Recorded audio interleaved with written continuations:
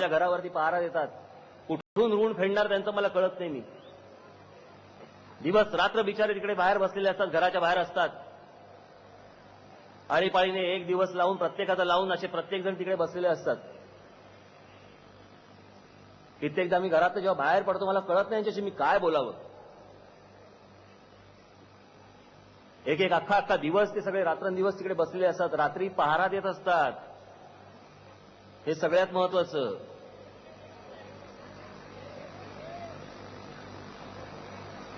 या सगळ्या गोष्टी कशासाठी करतोय, कोणासाठी करतोय?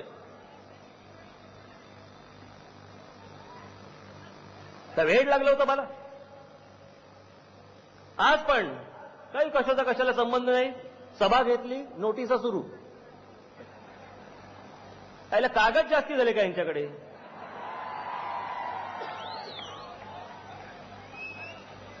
प्रक्षोभक बोलू नये, हे करू नये, ते करू नये. मग तुम्हीच बोला येऊन. आतापर्यंत मी इतक्या सभा घेतल्या, इतक्या गोष्टी केल्या, मग त्याच्यामध्ये पत्रकार परिषदा झाल्या, माझ्या मुलाखती झाल्या, माझे लेख लिहून झाले, मी सभा घेतल्या. त्या सगळ्या सभा, ती सगळी भाषणं ही सरकारने तपासून झाली. एवढं काही सापडलं नाही त्याच्यात. परत पुढची सभा घेतली ही नोटिसा. काही बोललं नाही की भाषण बंदी. मला अजूनही कळलं नाही, ज्या वेळेला या देशामध्ये बाबरी मशीद पडली, 92-93 ची दंगल झाली, बॉम्बस्फोट झाले, त्यावेळेला देखील या देशामध्ये कधी कुठच्या नेत्यावरती भाषण बंदी आली नाही. ती फक्त एकट्या राज ठाकरेवर, फक्त माझ्यावरती भाषण बंदी.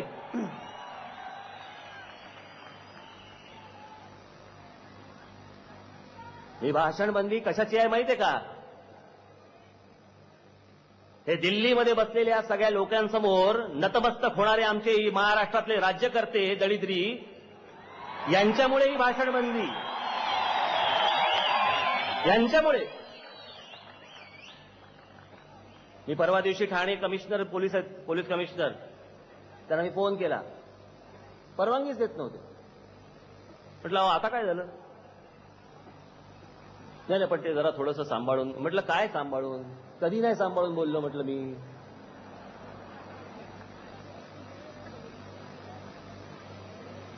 नाही, या सगळ्या गोष्टी करत असताना मी त्यांच्याशी हा सगळा विषय बोलत होतो. मी त्यांना म्हटलं एक गोष्ट करा. म्हटलं तुम्ही मला आणि माझ्या सहकाऱ्यांना नोटिसा पाठवायच्या अगोदर या हिंदी आणि इंग्रजी चॅनलला पहिले नोटिसा पाठवा की तुम्ही वेळ वाकडं काहीतरी या देशामध्ये दाखवत बसू नका म्हणून.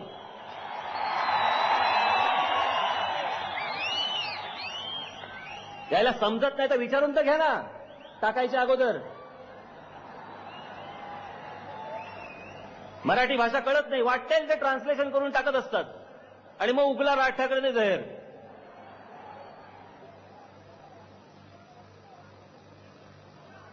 यांच्या टीआरपीसाठी या सगळ्या गोष्टी चालणार. हे बघा इथे माझ्याकडे आता इंडिया टुडेचा आत्ता गेल्याचा इश्यू आहे. ज्या इंडिया टुडेमध्ये आतमध्ये त्यांनी जाहिरात केली आहे. कोणी जाहिरात केली? आज तक. त्यांना आता काही करायचं नाही आणि नंतरही काही करायचं नाही. त्या बिचाऱ्यांचं काही नाही, ते आपलेच आहेत. हे यांचे मालक बसलेत दिल्लीत. यांचा काही संबंध नाही या पोरांचा. ही सगळी मराठी पोरं आहेत. नाही तर घ्याल एकेकाला कोपच्या. तर असलं काय करू नका. हे आपलेच आहेत ते सगळे.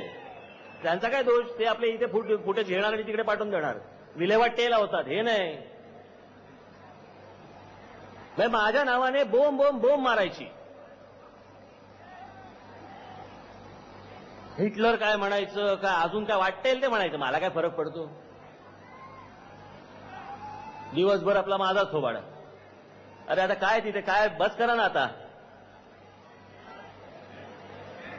काय चाललंय काय तिकडे आता?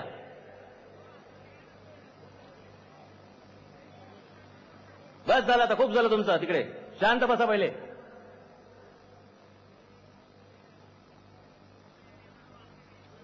हे आजतक जाहिरात केली. त्या कसली जाहिरात? टीआरपी रेटिंगची. सर्वात जास्ती TRP, leadership powered by consistency अशी त्याची हेडलाईन. आणि मग त्याच्यामध्ये खालपासून वरपर्यंत टीआरपी सर्वात जास्ती कोणाचा, मग त्याच्यामध्ये Aaj Tak, Zee News, Star News, India TV, NDTV India, IBN 7, CNN IBN, Times Now. Obama victory सर्वात जास्ती, सगळ्या ठिकाणी सर्वात जास्ती आज तक. Obama victory 18.7.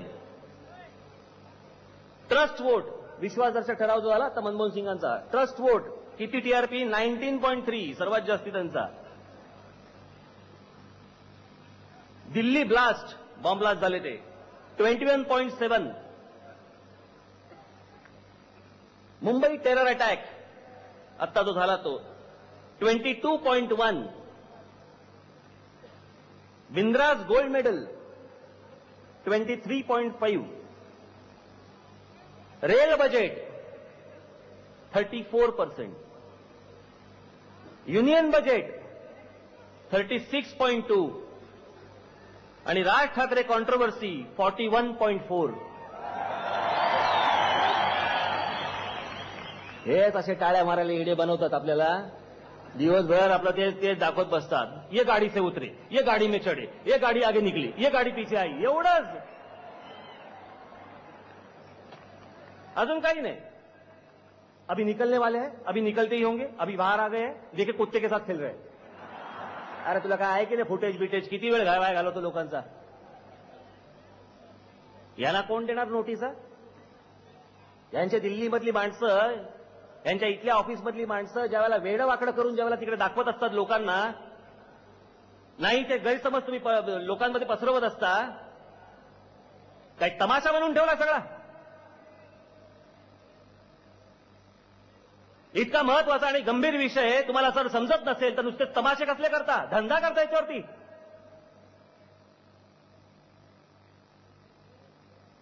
सव्वीस तारखेला देखील त्या ताज आणि ओबेरॉयमध्ये जे काही घटना घडली, तमाशा करून ठेवला सगळा.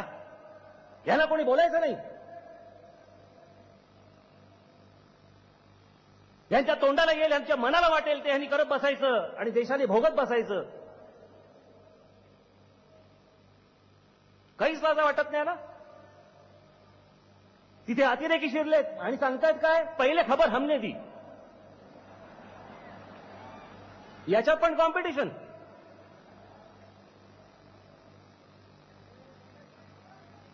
या लोकांना विचारणार कोण, या चॅनलवाल्यांना?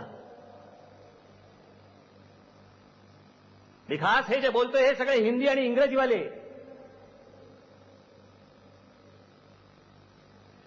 या सगळ्या गोष्टींवरती देश नाचवत बसायचा आणि याला कोणीच काही विचारायचं नाही. त्या ताजमध्ये ज्यावेळेला अतिरेकी शिरले, त्यातल्या आतल्या एका अतिरेक्याबरोबर ह्यांचा माणूस फोनवर बोलतोय, जो पोलिसाला नाही सापडत तो ह्यांना सापडतो. नंबर कुठून रे मिळाला तुम्हाला? तुमचे काय अतिरेक्यांशी संबंध आहेत का? ह्यांना बरोबर नंबर मिळतात. हे फोनवरती त्यांच्याशी बोलणार. जेवलास का? कशासाठी एवढं करतोस तू? काय हवंय तुला?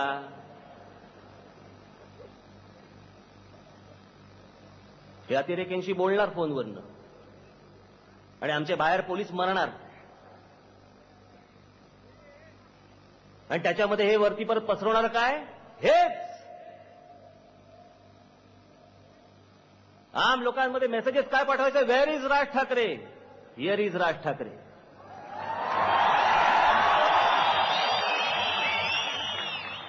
आणि हे जर संपवायचं असेल ना या सगळ्या गोष्टी, या राज ठाकरेच्या हातामध्ये सत्ता देऊन बघा, परत कोणाची हिंमत होते का फक्त बघा तुम्ही. आणि गंमत म्हणून मी बोलत नाही. मी मला फालतू पोकळ धमक्याची गरज नसते.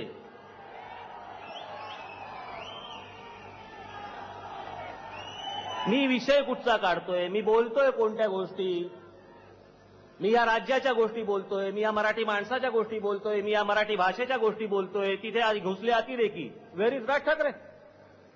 यायला कशाचा कशाला काही संबंध आहे का?